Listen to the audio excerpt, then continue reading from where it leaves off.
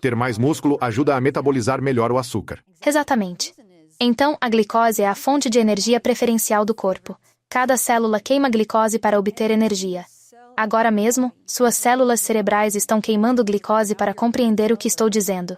Você está segurando uma caneta. Isso significa que as células da sua mão estão queimando glicose para contrair e segurar essa caneta. Se você está nos ouvindo, cada parte do seu corpo está queimando glicose para desempenhar sua função. E seus músculos, como eu mencionei, também queimam glicose para se contrair. Certo? E podemos usar isso a nosso favor. A quarta dica do meu método é: uma vez ao dia, depois de uma refeição, use seus músculos por 10 minutos. Se movimente, caminhe, se estique e pule. Você pode gastar 10 minutos para limpar o apartamento, lavar louça, dobrar roupas ou fazer compras. Se você estiver trabalhando e por isso impossibilitado de se movimentar, faça elevações de panturrilha por 10 minutos embaixo da mesa. Essas são formas fáceis e simples de incluir o movimento para que músculos absorvam a glicose da refeição. O que acontece se forem 10 horas da noite? Aquele sorvete está me chamando. Sim, seja sorvete ou qualquer doce que você goste, ele está te chamando.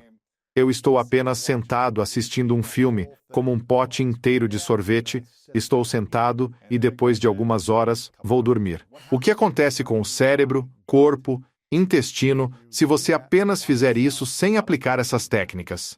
Ao assistir filme e tomar sorvete, seus níveis de glicose aumentarão rapidamente. Isso vai afetar seu cérebro, ele vai ficar inflamado, e isso vai prejudicar os hormônios do sono. Você não vai dormir bem, seu sono vai ser menos profundo e repousante.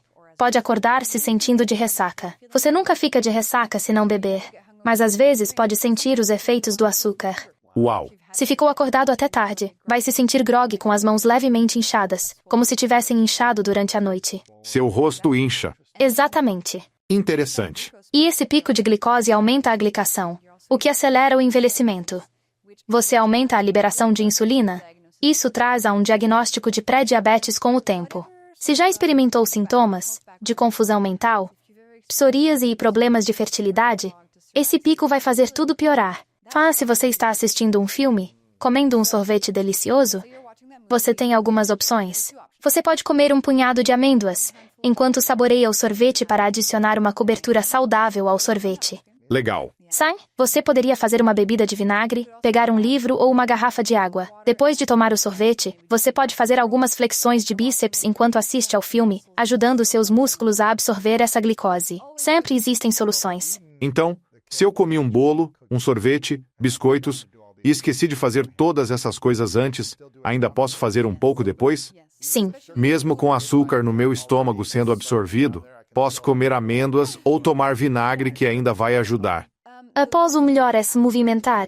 Se mexer. Faça elevações de panturrilha enquanto está sentado no sofá por 10 minutos durante o filme. Isso realmente ajuda, e pode ser feito até 90 minutos depois de comer. Certo, legal. Faça flexões ou qualquer outra coisa. Sim. Certo. Estes são as 4 principais dicas do livro. Recomenda outras também? Essas são os 4 mais importantes e eficazes para começar. Mas no meu primeiro livro eu tenho outras que também são relevantes. Falamos sobre combinar os carboidratos. Essa é uma técnica que realmente gosto. A outra é sobre doces. Então, quando você quer, devemos comer doces? Se quiser. É melhor não comer. É melhor esperar entre as refeições. Mas às vezes você está com fome, às vezes são 4 da tarde e você está com fome. Então, o que você vai fazer? O ideal seria comer um lanche salgado, não um doce. Guarde os doces para a sobremesa. Doce é a sobremesa. Coma alguns ovos, uma torrada com um pouco de abacate. Tente pensar sempre em salgados, o máximo que puder. Isso vai ser incrivelmente útil para manter seus níveis de glicose agradáveis e equilibrados. Porque quando você está com fome, quando quer um doce, sempre que sentir essa fome, significa que seu sistema digestivo está bastante vazio. Então, se você alimentar ele com algo doce, a glicose vai chegar muito rápido na sua corrente sanguínea e criar um grande pico. Se for comer um doce, deve tomar vinagre antes? Se quiser, sim. Use estas dicas como desejar. E se um dia não puder seguir nenhuma delas, tudo bem. Não quero que as pessoas se estressem. Não é um processo super rígido que tem que seguir sempre. Tem semanas que não sigo dicas por um motivo X ou Y. Você não pode sair dos trilhos. Isso não é uma dieta para mim. Esses princípios são mantidos para a vida toda. Por exemplo, se não beber água suficiente um dia, não fique louco. Pense, levante a cabeça, beba mais água amanhã. Se um dia esquecer de escovar os dentes, não importa. Estamos aqui para o longo prazo, para construir esses hábitos e sermos capazes de invocá-los como fadas madrinhas quando quisermos. Sim, isso é legal. Quanto mais consistente, melhor sua performance. Com certeza. Então, é possível comer mais dos alimentos que você ama, perder peso e viver mais tempo? Sim, com certeza. E a perda de peso é um tópico interessante. Eu acho que frequentemente, quando as pessoas veem algo relacionado à comida, a primeira coisa em que pensam é: isso vai me ajudar a perder peso? E eu nunca falei especificamente sobre perda de peso, porque penso que, se você apresenta algo como uma maneira de perder peso, então isso se torna uma dieta, se torna restritivo, se torna uma moda passageira, algo que você associa com muita ansiedade.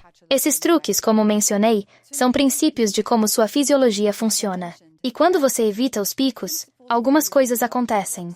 Os desejos diminuem, a fome diminui e você queima mais gordura. Por isso, como resultado, cerca de metade das pessoas que fazem isso perdem peso naturalmente, sem tentar perder peso, e até comendo mais do que normalmente comeriam.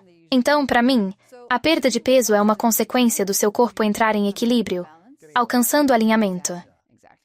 E eu li que você realizou um experimento, fazendo isso com 2.700 pessoas, e muitas delas não só perderam peso, mas também se sentiram mais felizes. Exatamente. Eu acho que essa é a chave. Como você pode ser feliz fazendo algo que pode fazer para sempre? Você disse que muitos estão comendo mais do que antes, e alguns perderam peso fazendo apenas as coisas certas. Com certeza. Eu penso muito nisso. Quanto o estresse sobre o que comemos, como comemos, e quanto comemos nos faz ficar desalinhados ou fora de sintonia com nossa saúde e nossos hormônios. Penso que muito. Se preocupar demais com comida ou qualquer outra coisa aumenta o cortisol, causando estresse corporal e impacto negativo. O cortisol também provoca aumento na glicose? Sim, com certeza. Um dos picos mais altos que tive foi durante uma de minhas primeiras grandes apresentações. Eu estava usando um monitor de glicose na frente de umas 300 pessoas. Apesar do nervosismo e tremor, consegui prosseguir. Depois vi no monitor um dos maiores picos de glicose já registrados. E você não estava comendo? Não estava comendo. Sério? Sim, e a razão é essa. Que antigamente, quando víamos um leão ou coisa assim, tínhamos que fugir de um predador ou de um perigo. Nosso corpo liberava toda essa glicose do nosso fígado para a nossa corrente sanguínea, para dar energia aos nossos músculos, para fornecer glicose rápida e imediata, para que nossos músculos pudessem contrair e pudéssemos correr. Agora, nos dias atuais, muito do estresse que experienciamos na verdade não é algo do qual temos que fugir, mas sim uma situação social estressante. Mas o corpo ainda libera essa glicose para ajudar você a fugir se precisar. E é por isso que você vê esse pico. Então é como se a ansiedade crônica também causasse picos de glicose. É o que eu acho. Por exemplo, eventos muito específicos de estresse vão causar um pico, certo? Ansiedade crônica, talvez. Eu não sei, mas temos que lembrar, a alimentação ainda é 90% do que causa picos de glicose ou não. Mas você vai ver que em situações sociais muito estressantes, às vezes você pode ter um desses picos. Nossa! Por quanto tempo você usou o monitor quando estava estudando isso com você mesma? Sem parar por 2-3 anos. Sem parar? Tirava apenas por algumas horas? Eu estava muito curiosa. Foi minha jornada de saúde. Estava descobrindo minha saúde mental e a conexão com a comida. Então, isso se tornou minha paixão, e fiz isso sem parar por quase 3 anos. Agora, por entender tantos princípios, não preciso mais de um monitor. É intuitivo. Agora faço isso talvez 2 vezes por ano, mas não é necessário usar um monitor de glicose para obter os benefícios. Como era a sua vida antes de você se envolver com esses experimentos por conta própria? Existia uma grande desconexão entre meu estilo de vida, minhas escolhas diárias e minha saúde. Por muitos anos, eu tive problemas de saúde mental, despersonalização, ansiedade, e nunca associei esses problemas ao que eu estava fazendo. No que você associava? Eu não tinha ideia. Pensava que talvez fosse por conta do meu acidente aos 19 anos. Quebrei as costas e isso afetou minha mente. Vou ter que conviver com isso para sempre. Qual era a sensação? Como foi a experiência? Como era para você viver assim? Bom, é assustador. Eu nunca podia estar sozinha. Me senti realmente triste quanto às perspectivas da minha vida. Eu pensei, cara, isso vai ser difícil. Sentia que ia ser uma vida difícil, pesada. Isso aconteceu porque você pensava negativamente, porque se sentia ansiosa e insegura. Quais eram os sentimentos? Eu estava tendo episódios reais de uma coisa chamada despersonalização. O que é isso? É uma situação em que, de repente, você sente como se não fosse você. Como se seu corpo não fosse seu. Eu olhava para minhas mãos e pensava, de quem são essas mãos? Sério? São. Eu sentia uma divisão. É um termo comum. Havia uma separação no meu cérebro, parecia que uma parte se desligava e começava a me observar de cima. Quando me olhava no espelho, ficava aterrorizada. Tinha ataques de pânico, pensava, quem é essa pessoa? Era horrível. Foi péssimo. É como ter personalidades múltiplas? São. É uma resposta ao estresse.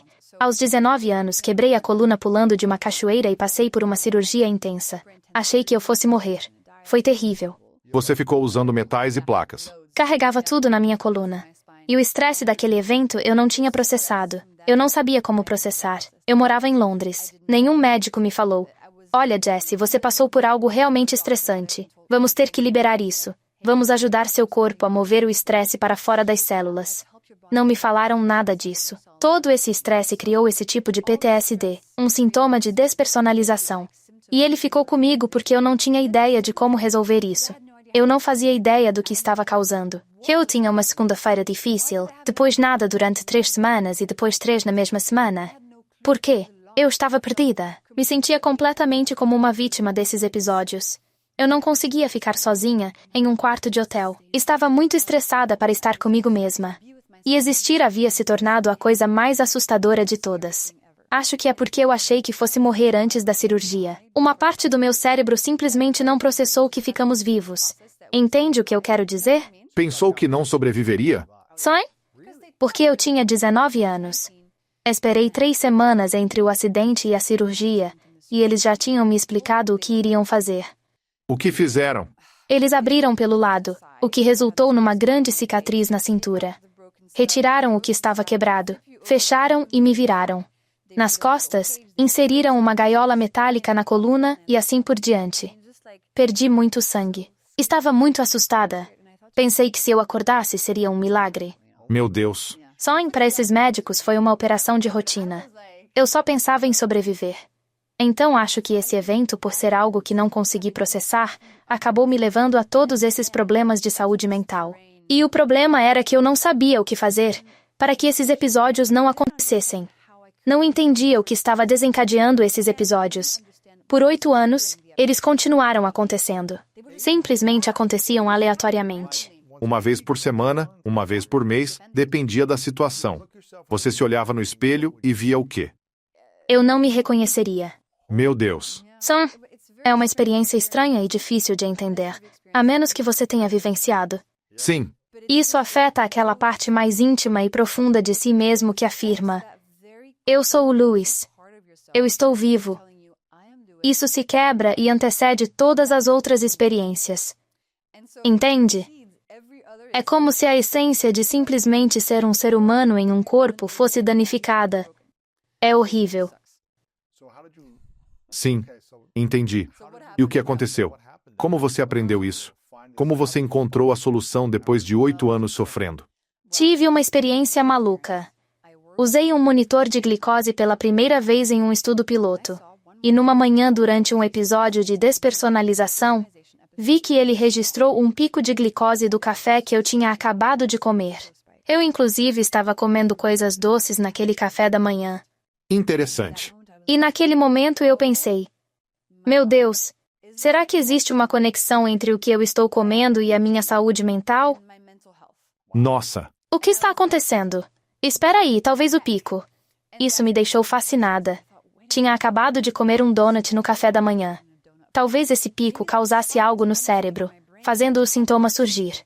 Mergulhei nas pesquisas e descobri que não estava sozinha. Mesmo sem ter diabetes, certos picos podem afetar os neurônios, causando confusão mental, ansiedade, alterações hormonais, energia, desejo e saúde das mitocôndrias. Apliquei métodos comprovados cientificamente à minha rotina e finalmente senti ter uma ferramenta para melhorar minha saúde mental. Uau! Então eu criei essa base.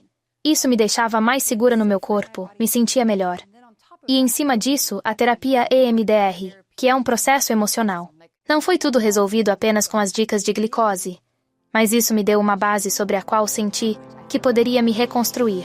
O que estamos pensando agora é que o cérebro está filtrando nossa mente para sobreviver neste mundo material, e que, na verdade, nossa consciência pode ser muito maior do que isso. E áreas de pesquisa que eu olhei em torno disso são coisas como lucidez terminal, experiências de quase morte e memórias de vidas passadas.